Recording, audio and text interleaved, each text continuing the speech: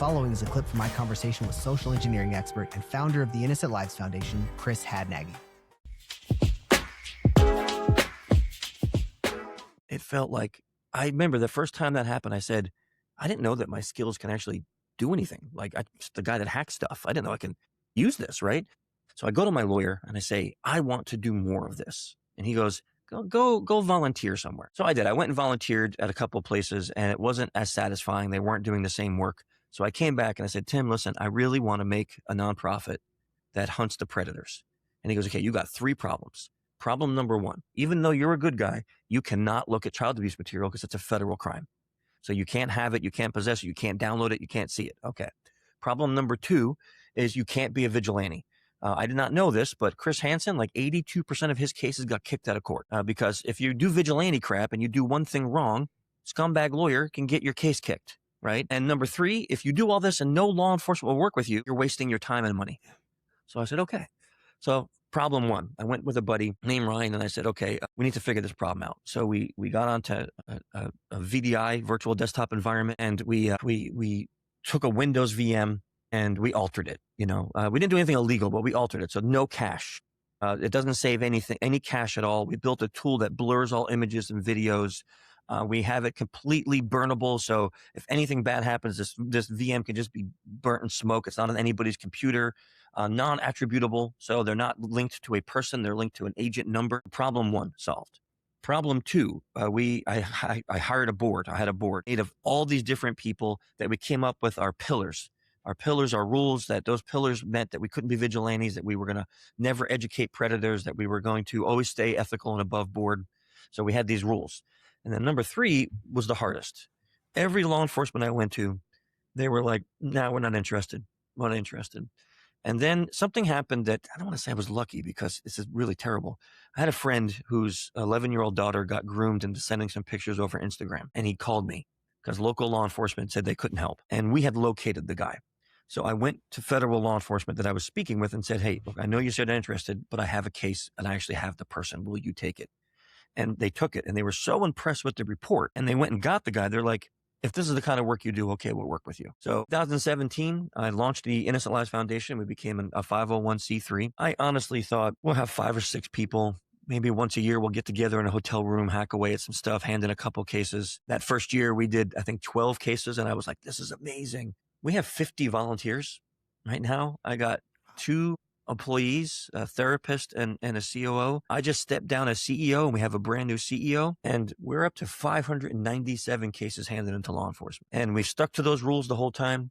We don't do vigilante work. We work with every major law enforcement in the U.S., local law enforcement in the U.S., and global law enforcement. And they accept our reports and some of them even come back to us and ask for help.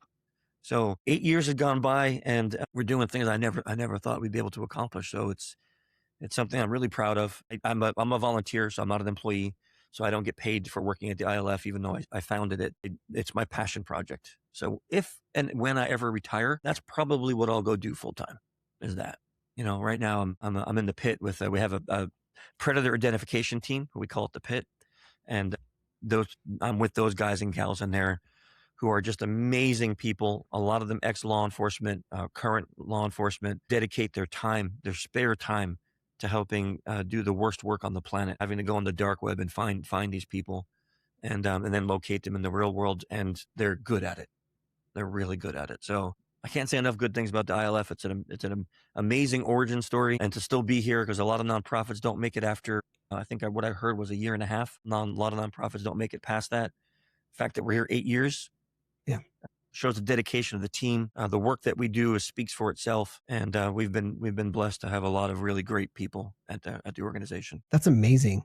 So 2 things stand out to me. One is the number 597 cases you worked on, but I mean that means that I think in my conversation with Lee, he told me that I can't remember what the number is. It's either one predator can attack either several hundred or several thousand kids. So I mean, if they're a serial predator, it can be up to 400 kids.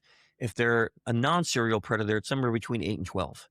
Okay. And if you think about a case for us, isn't one person. It can be It could be a sexting ring. It could be a trafficking ring. It could be a child pornography studio, right?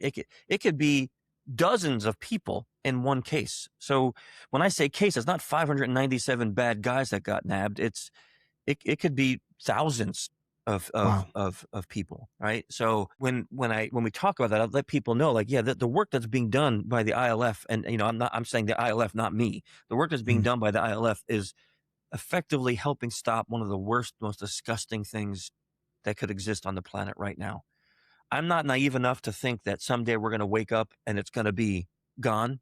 I know that that problem's not going to Yeah. happen, not because of us, but if I can make a 1% dent in that, if I can help a couple thousand kids have a better life, man, I can go on my deathbed knowing that I don't care all the stuff I did in social engineering world. That doesn't mean anything. I can go to my deathbed knowing, Chris, you actually did something really good here, and Yeah. You absolutely did. I mean, because sure, it will happen in the world, and that's tragic. And it is the most despicable thing it is. Yeah. to that family of whoever those kids that were impacted. That's the whole world, man. And Yeah.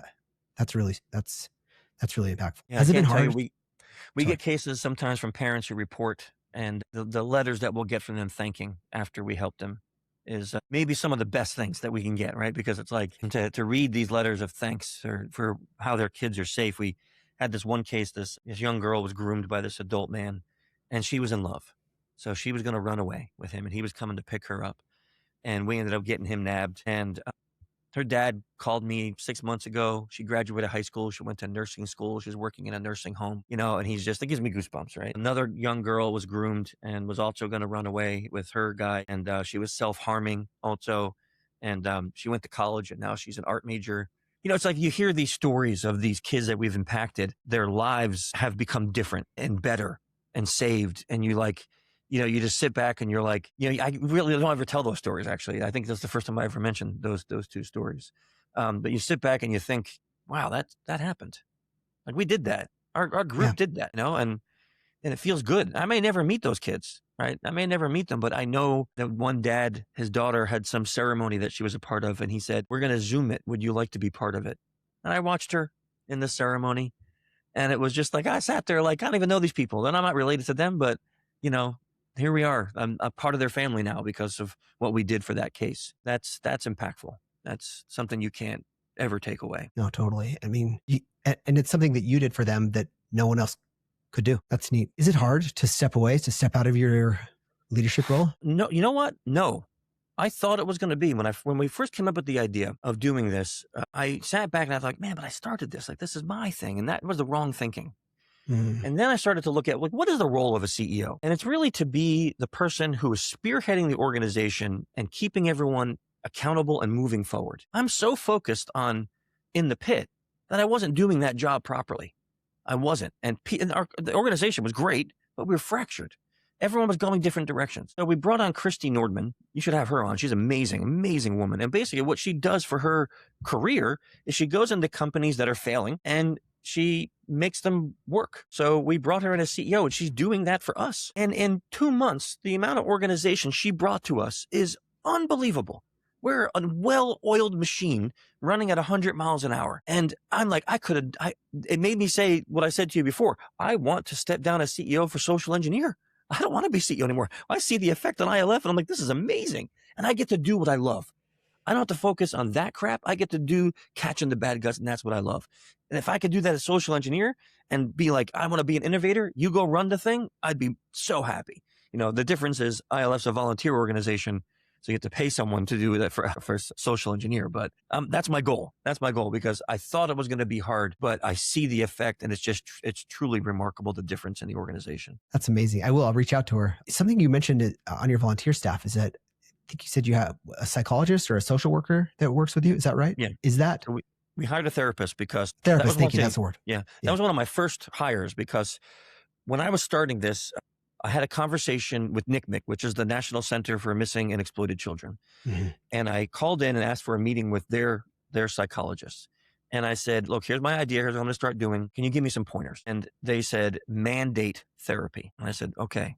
And she said, the stuff that you're going to get involved in, even though you're not going to see it, is so horrific that the human mind, unless it's perverted, wasn't meant to read these things. So you want mentally healthy people. So I said, okay, well, mandate therapy. But then it came to me, well, what if someone and they don't have money for therapy? Am I going to pay for their therapy? I'm like, oh, what if that's 20 people. I can't afford that, right?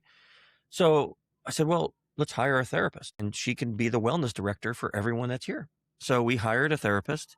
At first, we had a group of therapists that she was also on the board, and then her therapist came at a very reduced rate. When COVID happened, she said, I can't volunteer anymore. There's so many people that need help. We have to go do this full time. And then we hired Erin Maloney, and she has been literally a blessing. She's unbelievable. She is like a ray of sunshine in the darkest part of the world. She's the most positive, happy, wonderful, beautiful person on the planet. She can smile through the ugliest things on earth. And she takes care of our people, makes sure that they're well and that they have someone to talk to about the burden in their life of doing this. And so, yeah, she's been there with us now for years. Just truly remarkable person, and has a history in child trauma therapy. Oh, wow. So for her, the subject matter is not new. So she's able to handle it herself. So she's great. That's amazing. My question was going to be around if they were helping you with, like, going after bad guys, or if they were helping helping your staff. You answered that, but do they also help with kind of understanding psychology of this, or do you guys already kind of have that dialed in? So yes, so she doesn't ever help us with the dark web stuff, but when we get a report from a parent or a caregiver, and I'm going to go to that meeting, she's always with me in that meeting for multiple reasons. Because I would say 95% of the time, it's women who are reporting. So I don't want to be in that meeting alone with a woman who's either been abused or her kids are abused, because I'm not saying that anyone would do anything, but nowadays and the culture we're in, all someone needs to say is, well, Chris asked me for a nude picture or something, and my life. So I always have her there. Plus, she's very good. Erin's very good at reading the person. Is this real trauma? Are you just an angry divorcee? What is this? She helps me get to the point. Are we really going to be able to help this person or not?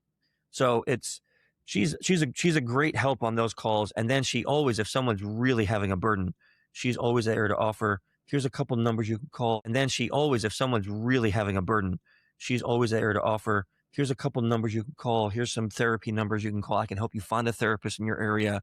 She's very good at giving that advice to the parent to get them help in the local area they are. So having her on those calls is necessary. That makes sense.